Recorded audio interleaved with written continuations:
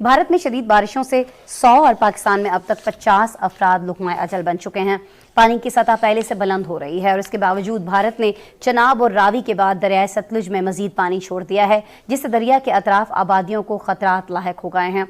और कितनी नाक रगड़वाएगा। अब हम जहाँ जाते हैं हमारा चेहरा देखते ही कहते हैं कि जनाब भिखारी आ गए।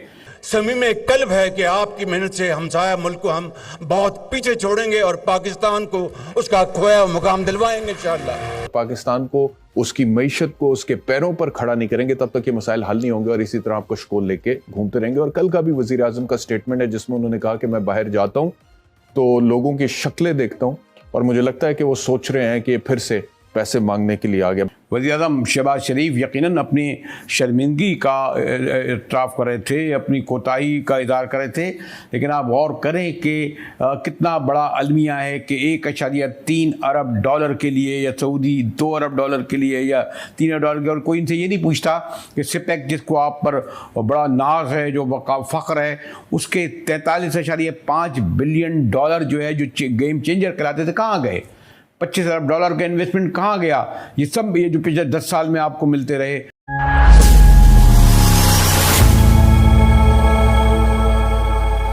जय हिंद दोस्तों, आपका स्वागत है इंडियन डिफेंडर्स के एक और नए वीडियो में। तो हमारे इंडियन मीडिया को पाकिस्तानी मीडिया से यह बात सीखनी चाहिए कि हर हमेशा अपने देश की पक्षपात कैसे लेते हैं। जैसा कि आप लोग जानते होंगे कि इन समय मानसून का दिन चल रहा है और मानसून के दिन में भारत के कई सारे इलाकों में बाढ़ आ जाते हैं और सारे डैम में पानी फुल हो जाते हैं। तो भारत ने डैम से पानी पाकिस्तान में छोड़ दिया है और इस वजह से पाकिस्तान में भी कई सारे जगहों पर बाढ़ आ गई है। जब भारत पानी नहीं छोड़ता है तो पाकिस्तानी मीडिया यह कहती है कि भारत ने पानी नहीं दिया, हमारे देश में सूखा पड़ गया। और जब भारत पानी छोड़ देता है तो पाकिस्तानी मीडिया यह कहती है कि भारत ने हमारे देश में बाढ़ ला दिया। यह है पाकिस्तानी मीडिया का दोगलापन। अगर पानी भारत छोड़ दे तब भी बुरा और ना छोड़े तब भी बुरा। और पाकिस्तानी मीडिया इस बात पर भी चर्चा कर रही है कि पाकिस्तान के प्रधानमंत्री अलग अलग देशों के सामने जाकर कैसे भीख मांग रहे हैं। तो गाइस, आज की वीडियो इसी टॉपिक पे है। उम्मीद आप इस वीडियो को एंजॉय करेंगे। तो बिना किसी देरी के चलिए आज की वीडियो शुरू करते हैं। शुरू करने से पहले गाइस, अगर आप भी मेरी तरह हमारे प्यारे भारत से प्यार करते हैं तो कमेंट सेकंड में जय हिंद जरूर लिखेगा। और अगर आप इस चैनल पर नए हैं तो प्लीज इस चैनल को सब्सक्राइब कर लीजिए। एक इंडियन को आपकी सपोर्ट की जरूरत है। मैं आपसे मिलता हूँ वीडियो के लास्ट में।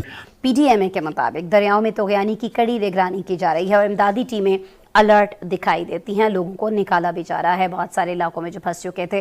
नाज़रीन, दुनिया दर्जा हरारत में इजाफे, बारिश और सैलाब की तबाहकारियों से किस तरह मुतासिर हो रही है और इस अमल को रोकने के लिए क्या कुछ किया जा सकता है? तो बहुत सारे सवालात हैं मौजूद और मैंने फिर कहा कि अफसोस होता है ये देखते हुए कि सारी दुनिया जब पाकिस्तानी देखते होंगे स्क्रीन पर अपने वज़ीर-ए-आज़म को, जो मुस्तकबिल के वज़ीर-ए-आज़म भी बनना चाहते हैं, खुद को भिखारी कहना। जो इंडस्ट्रियलाइजेशन हुई, कुछ हुई अपना अयूब खान के दौर में, कुछ जुल्फ़िकार अली भुट्टो के दौर में, 2-3 चीज़ें बड़ी बने। उसके बाद माशाल्लाह 80 की दहाई के बाद हमने लूट सेल लगा दी। हमने कहा खरीद लो जो खरीदना है। 100 के करीब जो हमारे जो यूनिट्स थे वो मुस्लिम लीग नून के दौर में बिके। माशाल्लाह प्राइवेटाइजेशन इंतहाई शफाफ साहब ने की। ख्वाजा आसिफ साहब भी बाय द वे एक दफ़ा इसके निजकारी के कमीशन के चेयरमैन रह चुके हैं। तो अब किधर जाएं? कुछ सामान रह गया बेचने के लिए। रूजवेल्ट भी हमने माशाल्लाह कर दिया। कोई मोटी गोल मोटी है। और आज से 15 माह पहले एक फी कश पाकिस्तान का 2 लाख था, 2.25 लाख का मकरूद हो चुका है। सिंपल बात है, अगर आपकी कुव्वते खरीद बढ़ गई है, अखराजात कम हो गए हैं तो अच्छी बात है, पाकिस्तान तरक्की की तरफ जा रहा है। अगर ये 3 मिलियन या 3 अरब या खरब जितने भी लिए कर्जे, उन्हें सूद दर देने हैं और आपकी इनकम अखराजात से ज्यादा हो गई है तो पाकिस्तान खुशहाल होगा। अगर नहीं है फिगर तो बाकी फिगर्स के आप बड़े एक्सपर्ट हैं, तुराब साहब को के चला दें कि इस वक्त हमारा क्या है रेशो। आपका 22% पे है ये बैंक पे। जो इमरान खान साहब गए थे, जब वो जो गए थे तो वो शरह सूद की गालिबन आप बात कर रहे हैं। शरह सूद भी आजकल जो है इंडस्ट्री भी इस सूद पे लगनी, मैंने कुछ 2-3 इंडस्ट्रियलिस्ट बड़े उनसे बात हुई, उन्होंने कहा इस पे तो इंडस्ट्री लगनी मुमकिन नहीं है इस शरह सूद पे। बट साहब आप बाकी तो बड़ी माशाल्लाह तरक्की तो देखी हमने बहुत से हमने अपने हुक्मरानों के बच्चे देखे जिन्होंने यूरोप अमेरिका में ऐसी माशी फतवात की हैं कि मैं समझता हूँ इस किस्म के जीनियस जो हैं उनके बिल गेट को उनसे ट्यूशन पढ़नी चाहिए। लेकिन बट साहब ये अगले महीने जो ग्रॉसरी का बिल है पिछले महीने से क्यों बढ़ जाता है? काजी साहब, जब आप छोटे थे तब भी महंगाई थी, जब आप जवान हुए तब भी महंगाई है, और महंगाई मुसलसल बढ़ती रही है, ना सिर्फ पाकिस्तान में बल्कि पूरी दुनिया में बढ़ रही है।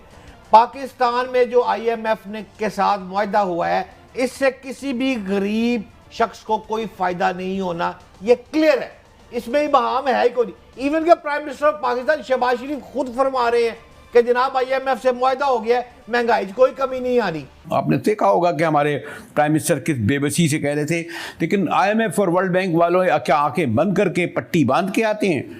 वो हमारे अशराफिया के तिलल्ले नहीं देखते, वो इनकी पेजेरो गाड़ियाँ नहीं देखते, वो बड़े बड़े 4 स्टार 5 स्टार होटल नहीं देखते? क्या उनके इल्म में नहीं होगा कि 105 करोड़ का बजट जो है ऐवान वज़ीर आज़म का है, 115 करोड़ का बजट जो है हमारे ऐवान सदर का है, हमारे MNA MPA चेयरमैन सेनेट ताहयात अपनी पेंशन तनख्वाह की मद में करोड़ों और अरबों रुपए ले रहे हैं?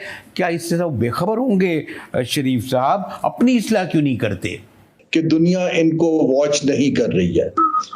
एज अगेंस्ट अगर आप थोड़े से भी मुहज़्ज़ब डेवलप्ड कंट्रीज को देखें, जब भी उनके ऊपर कोई फाइनेंशियल या इकोनॉमिक प्रेशर आता है तो वो पहला काम ये करते हैं कि वो अपनी हुकूमत चलाने का खर्चा फ्रीज कर देते हैं, क्योंकि उन्होंने अपने लोगों को एतमाद में लेने के लिए एक स्ट्रॉन्ग सिग्नल देना होता है। यहाँ हमारी रूलिंग एलीट का एक लोगों के साथ डिस्कनेक्ट है और उनका ख्याल है कि लोगों को एतमाद में लेने की जरूरत नहीं, उनका काम जैसा है चलता रहे। हमने बारहा दफा कहा है कि आप अपनी कैबिनेट का साइज कम कीजिए, आप पर्क्स एंड प्रिविलेजेस को रिव्यू कीजिए। चलिए हारून साहब, ये तो मैंने जरा थोड़ा सा जज्बाती होकर कह दिया, लेकिन आप क्या समझते हैं कि जो IMF या सऊदी ये सब कुछ आए और गालिब क्या इससे एक जो हमारा सर्कुलर डेब्ट जो सबसे बड़ा मसला है गालिबन 2000 अरब से ज़्यादा है, और फिर स्टील मिल अवाबडा ये पैसे पता नहीं शायद 240 अरब डॉलर खा जाते हैं, तो क्या IMF से फ़र्क पड़ेगा इस चीज़ में कुछ? नहीं, जो हमारे इंटरनल फॉल्ट लाइंस हैं उसके अंदर कोई सुधार नहीं लाएंगे, वो तो हमारा सब अपना गवर्नेंस का फेल्यूर है। ये तो जो IMF आपको पैसा दे रहा है कि जो हमारी एक्सटर्नल लायबिलिटीज हैं, जो हमने पेमेंट्स करनी है एसेंशियल इंपोर्ट्स के लिए या कुछ हमने बाहर के कर्ज वापस करने हैं, वो एक फ्रेमवर्क दे रहा है जिसके तहत अगर मैं आपसे ये पूछूं तो फिर हम IMF के पैसे आने पर सेलिब्रेट क्यों करें? चावल लेने जाते हैं तो हमें 300-350 रुपए किलो मिलता है, आटा ले जाएं तो 350 रुपए, गोश्त लेने जाएं तो 1000 रुपया, दालें लें तो 300-400 रुपए, पेट्रोल लें तो 272 रुपए। तो हमें क्या फ़र्क पड़ा हारून साहब इसके आने से? क्या दिलचस्पी है हमें इन लोगों से कि IMF के 3 अरब आए, सऊदी के आए, इमारती के आए, इनके गले में हार पहना है कि हम ये सब कुछ हमारे पास क्या दिया है इन्होंने, हमारे पास है क्या?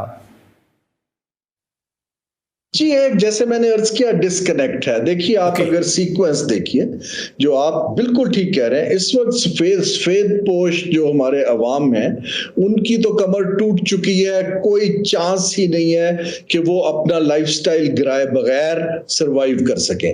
लोग जो हैं तालीम नहीं दिलवा पा रहे हैं बच्चों को अच्छी जगह पर, अच्छी क्या आम जगह पर। आपका न्यूट्रिशन का इनटेक कम हो रहा है क्योंकि इन्फ्लेशन तो कंसिस्टेंटली 30% पे रुका हुआ है और फूड इन्फ्लेशन उससे भी ज्यादा है। अब इस सूरत हाल के अंदर आप उनको कह रहे हैं कि हमने IMF से और सऊदी अरब से कर्ज ले लिया है। अब मुझे बताएं कि एक आदमी के हालात में इस पे क्या असर आएगा? ठीक है हारून अली शाह, वही जो बात आपने दो जुमलों में समेट दी कि IMF के भले आए, सऊदी आए, तमाम इमदाद आए, आम आदमी का इससे क्या फर्क पड़ेगा? सो गाइस, आज की वीडियो यहीं खत्म होती है। उम्मीद है आप इस वीडियो को एंजॉय किए होंगे। अगर आप ऐसे ही इंडिया इंडिया और पाकिस्तान से रिलेटेड वीडियोस देखना चाहते हैं तो आप इस चैनल को सब्सक्राइब कर सकते हैं। मैं हर रोज आपके लिए ऐसे ही वीडियोस लाता रहता हूँ। जल्दी मिलूंगा ऐसे ही आप एक और नए वीडियो में। तब तक के लिए जय हिंद। कमेंट में जय हिंद लिखना मत भूलिएगा।